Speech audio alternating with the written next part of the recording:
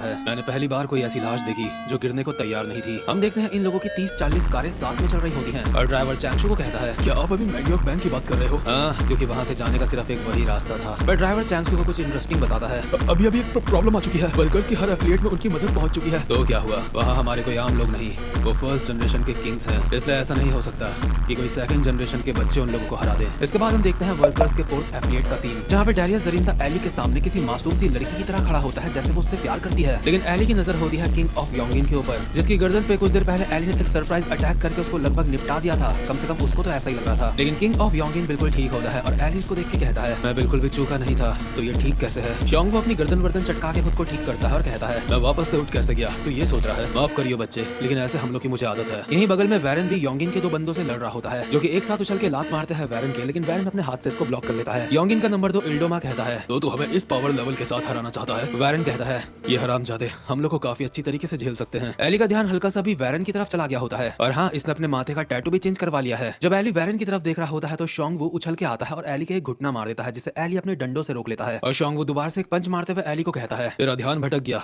इसलिए बच्चे कुछ खास नहीं होते, तुम लोग बस बड़ी बड़ी बातें करते हो। इसकी अगली एफिलिएट में हम देखते हैं किंग ऑफ शैमचॉक को, जो जोहान के मुक्के और लाते बजाया जा रहा होता है। हालांकि जोहान उन सबको ब्लॉक करता है, लेकिन ये चिल्ला के कहता है, क्या कर रहा है बे? तो अब भी चाहता है मैं गीटे किंग को यहाँ पे बुलाऊं? वो भी तब जब तेरे अंदर बस इतना ही दम है। तुम बच्चों ने शांति भरी जिंदगी जी है, इसलिए तुम बिगड़ गए हो। तुम बस हमारी बची कुछ चीजों के ऊपर ही राज कर सकते हो। क्या तुम्हें ठीक से एक मुक्का मारना भी नहीं आता? दूसरी तरफ वैरन के ऊपर भी योंगिन के दोनों बंदे हमले करे जा रहे होते हैं, जिन्हें वैरन ब्लॉक कर रहा होता है और साथ में इनको मारने की कोशिश भी कर रहा होता है, लेकिन ये लोग भी इसके हमलों को ब्लॉक करते हैं। योंगिन के दोनों बंदे आपस में बात कर रहे होते हैं, इसको उस फाइटिंग स्टांस में नहीं आने देना जिसमें ये कुछ देर पहले आया था। अगर हमने इतना कर दिया तो इसकी हमारे सामने कोई औकात नहीं। ऑब्वियसली ये दोनों सीक्यूसी फाइटिंग स्टांस की बात कर रहे होते हैं और अभी लगातार वैरन के ऊपर हमले करे जा रहे होते हैं, जिन्हें वैरन मुश्किल से ब्लॉक कर रहा होता है। और बगल में ही एली भी शोंगवू के सारे हमलों को ब्लॉक और डॉज कर रहा होता है, जो देख के डैरियस के मीठे काफी ज्यादा जोश में आ चुके होते हैं। लेकिन डैरियस ऐसे रो रहा होता है जैसे मित्सुकी ryuhei के लिए रो रही थी। इस रूह के दरिंदे को ऐसा लग रहा है जैसे एली इसके लिए लड़ रहा है और बहुत ज्यादा शिद्दत से रोते हुए चिल्ला के कहता है, बेवकूफ, तुम बहुत बड़े बेवकूफ हो, आखिर तुम मेरे लिए इस हद तक क्यों गए? मतलब साला रो तो ऐसे रहा है जैसे फाइट खत्म होने के बाद एली और इसकी शादी हो जाएगी। बट एली शोंगवू के हमलों को ब्लॉक और डॉज करते हुए अपने मन में कहता है, ये अलग है, मैंने पहले भी फर्स्ट जनरेशन के लेवल के बंदों से फाइट करी है और इसकी स्किल उन बंदों के सब में टॉप लेवल के साथ है। लगता नहीं इसके पास कोई स्पेशल मूव है,